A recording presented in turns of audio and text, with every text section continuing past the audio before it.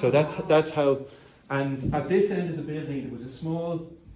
There was only, if you just this will kind of give you an idea of the poverty that our ancestors endured, because at this end of the building there was just a small piece of concrete. So all they needed to pay in order to put down a small piece of concrete was to pay for just the cement, because they would get the sand off the beach. And even so, there was only just a few square meters.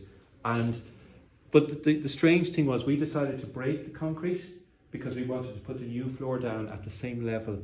And something very interesting we found is they had put a quernstone underneath the concrete. So there was a quernstone found underneath the floor, which is a very, an ancient stone that they used for milling, whatever, barley or whatever they were milling, wheat or corn or whatever. But anyway, the building, we found out so many things. We found out that this is not the original roof of the building. The building must have had a different roof, because we found all along, particularly in this side of the building, that there had been a catastrophic fire.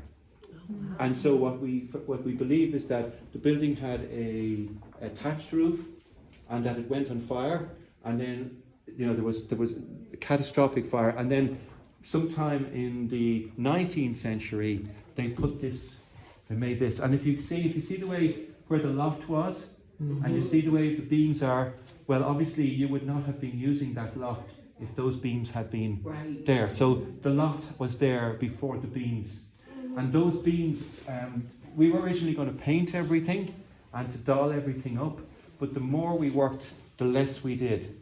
Because these beams, if you look at them, see these marks? And see these were beams that came out of 19th century fishing boats on the island. And these fishing boats were part of a fleet of boats called Isle of Man smacks. And there's a wonderful story about them that I think would make anybody who lives in this island very proud, because there was a very philanthropic lady in the United Kingdom, a friend of Queen Victoria, who gave a large sum of money as a revolving fund, as a loan, to the impoverished fishermen of Cape Clear, of Sherkin, most of them O'Driscoil's obviously, but other people as well, of Cape Clear, Sherkin and Baltimore in the late 1870s. And the thing to be proud of is these guys got these loans. They bought these, originally they were second-hand boats that they got from the Isle of Man, and every single loan was repaid. Wow. Not one fisherman reneged on the loan. And these people who were born in such incredible poverty, over the course of the next 50 years, most of the houses, before that, the island was littered with small one-roomed hovels. This house would have been a substantial house. Wow. The people living here were lucky, if I could, because the other people were living in, hundreds of hovels, of what you see in the picture. And so, in the course of the next 50 years, these men who were born in such abject poverty, they amassed enough money to buy the boats, to repay the loans, and to build all the houses you see today, the 2-story houses with the roofs. And when the old age pension was brought in 1907, for people over 70, most of the fishermen in Cape Clear rejected the pension because they had made their money, they were proud, and they didn't need to take anything from anyone. So that was. But anyway, and then these beams came from some of those boats. So there's a lot of other history about the building. There's different stories, but there's people who might like to taste some gin. And maybe Joe, will you tell them about some lavender? No, I'll get the gin. Will you tell them more about the lavender? Yeah. Sorry. Well, in 2021, we experimented with some lavender. The concept was to find a product or a crop that was compatible with the Ireland's heritage and culture and natural beauty that might help boost the island's economy, which it always has needed from time to time. And so the thought was that lavender attracts people from around the world. It's a beautiful product that's used for culinary, household, and personal uses without chemicals or additives because of the natural oils that are in it. So the gating item was, would lavender grow on Cape Clear? And as you know, through COVID time, it was difficult to get here. But we got 200 lavender plants that we sprinkled around the island to anybody who wanted to plant them. And just like all of our ancestors, lavender found Cape Clear to be a very welcoming spot. And so the following year in 2022, we tried to get some critical mass into the ground. We had about 4,000 plants put in 2022. Then kind of the next gating item is lavender was happy here in the summertime and the fall. How was it going to do in the winter and the storms and the winds? And we have about 8 or 9 lavender patches sprinkled throughout the island. I'm not sure you've had a chance to. There's some in the harbor area, but more sprinkled around. I'm pleased to say that space has recognized lavender, because if you go on Cape Clear, if you go onto Google Earth and focus in on Cape Clear, in amongst in the midst of all the green rolling hills, you'll see some lavender patches. So it's our first worldwide recognition. So we got the critical mass made through the winter. This year, we experimented last year with a small 20-liter copper still. This year, we're putting in the equipment infrastructure for processing, which will generate the product from the lavender, which will enable island cooks and crafts makers, including the distillery, which was actually the distillery and the goat farm were the first island businesses that were taking advantage of the lavender to incorporate in their products. So when you hopefully return next year, there'll be a broad complement of what I call Cape-grown, Cape-made products with lavender, but also accentuating all the other businesses that go on the island. There are, beekeepers. We've got the goat herd. We've got a sheep herd. There's wool being made on the island and knitted into beautiful sweaters. There's organic beef being grown. There are pigs and vegetables and a distillery and anything that you could imagine. And so lavender complements many of those and also creates some attraction to bring more tourists to the island and give them something to do on a longer type season. So people, the bloodline from your ancestors, and even if they're not directly O'Driscolls or Cadigans or Leonards who lived here for many years, the young families that are here have that pioneering influence. The men are Renaissance men. They can birth cows in the middle of the night, run boats on the water, and do carpentry and electrical work. The women are pioneer women that can make lovely things out of almost nothing. So I think Cape Clear has a distinguished history behind it, and I think a bit of a renaissance led by men like Séamus, who are building businesses and that again are compatible with the culture and the history of the island that we can all be proud of. Can I ask, is the lavender an addition to your original recipe from before with the seaweed and all that? Or? No. The lavender is a completely separate recipe. We don't use the seaweed in the lavender. The thing about lots of gins is that a lot of gins have too many ingredients.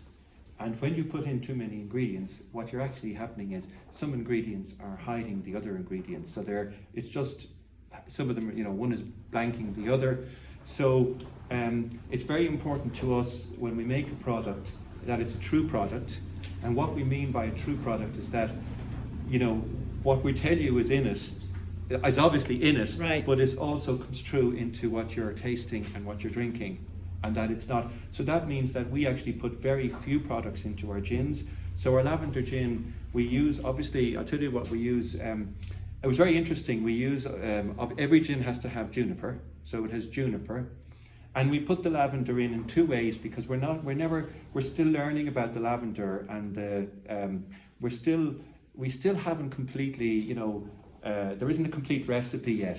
So what we do is we have two ways there are 3 ways that you can make gin. You can make gin by infusion.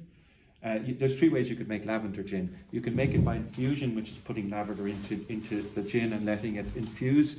You can make it by putting lavender into your still and your alcohol, and then putting the alcohol through the lavender plant. And the third way you can make it is by you making essential oil from lavender and then putting the essential oil into the recipe. We've actually been doing both. We have been basically distilling with the lavender plant in the still, and then what we have been doing is using a small amount of essential oil to balance it. So all it has juniper, lavender, but you see you don't know the quantity, and that's the secret. Juniper, lavender, and then we have two other ingredients. We found that Cuba pepper and there's something else I can't remember, and it's amazing. There's such a difference. They're tiny amounts of this, tiny amounts, but when they go in, they completely change the flavor and texture. It's just incredible. Because when we were doing it, and we knew the recipe, because the guy had done the recipe, he wasn't there, and we're at the stage when before we put this stuff in, these other ingredients, and we were thinking, oh my God, we've made a terrible mistake. What has gone wrong? But when we put these other ingredients in according to the recipe, it turned out to be the same drink, the same one that he had created. So I learned a lot through that. So, but I don't do the actual distillation. But what I found, I actually go into the distilling room from time to time, and because I'm not in the room and I'm not doing the distilling, they sometimes call upon me just to do the smelling and the tasting, because I'm coming in. I haven't. Do you understand? Yes, if you're yes. in the room all the time, you're too familiar with it. Right. So yes. So it's very much a lavender gin. But all the gins are available in the shop, and also other lavender products. We haven't got as many. I think I think we're ahead of the game. I don't know whether Joe would agree. I but absolutely I agree think, in terms of the product mix. yeah, I think we're ahead of the game in terms of all we could harvest last year was a very small amount of lavender, because it's only the second year. So the amount of lavender that could be harvested last year was a tiny amount. So, for instance, the first amount of gin we made, which from last year's lavender, was about the equivalent of 8 bottles. Wow. Because that was the total of the essential oil we had from last year's crop. So that's all we made was 8 bottles. That's all. So what we did was we got the product ready. We got the labeling done, and we got the product ready. So at least when we distill this year, everything is ready. The bottles and everything are ready already. And it was the same thing. We have lavender water, but it was the same thing. We just did a small amount, but we got it analysed, and we're ready to kind of do it. And then other people, the one I'd really like, and I think you'll find them in the craft shop, is there's a girl made some really nice candles, but like the workmanship and the quality of the product, it's just incredible. The standard is and it's completely, it's, if you see it in the shop, and there's other little bits and pieces being made. There's lavender ice cream, and some people have made lavender soap and other lavender products. So I think we're ahead of the curve in terms of, I don't think Joe was expecting that there would be any products available this year. Or maybe, I don't know, well, you say. Well, I totally agree with you. The head of the curve, I thought to energize the crafts makers would need more raw materials. With very little raw materials, but the ice cream, the goats were already here. The goat's milk is also in a lavender soap now that's down on the island. Soap maker, so I think I'm an optimist, but everybody's ahead of the curve. Where would you like us to put that? Oh, I'll just. Okay, thank you. Well, thank you so much for